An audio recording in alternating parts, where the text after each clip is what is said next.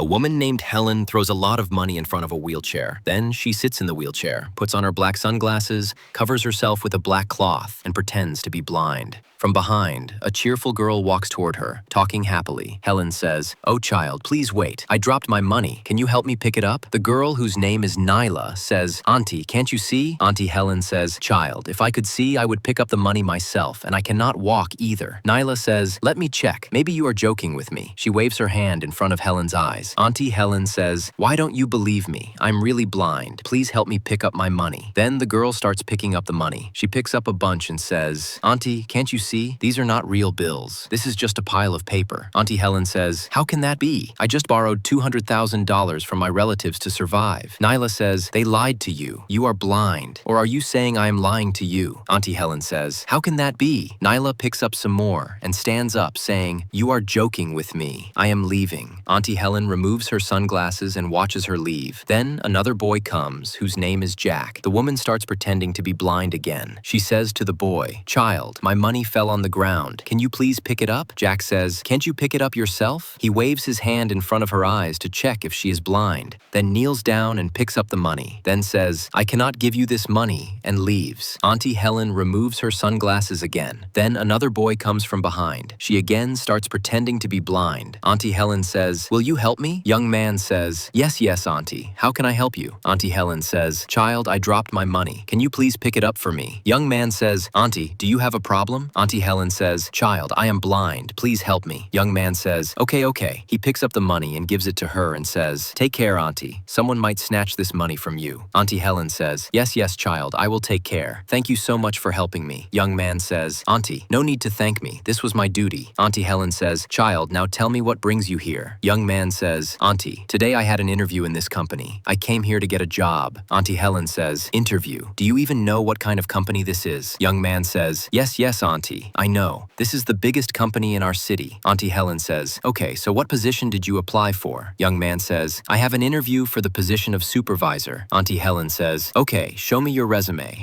Young man says, "Auntie, are you joking?" Auntie Helen laughs, removes her sunglasses, and stands up from the wheelchair. Young man says, "Auntie, are you all right?" Auntie Helen says, "Yes, I am fine. I was sitting here today to conduct your interview. I am the owner of this company." She takes his resume from his hand and starts reviewing it. She says, "Your education is good and you are capable. You are one of our good young people and you did the right thing. So, you will get this job." Young man says happily, "If I get this job, it will be a great thing for me." Auntie Helen says, "You are very honest. Before you, a girl and a boy came and they picked up my money and left. But you did not, and that is why you will get this job." Young man says, "Thank you very much, Auntie."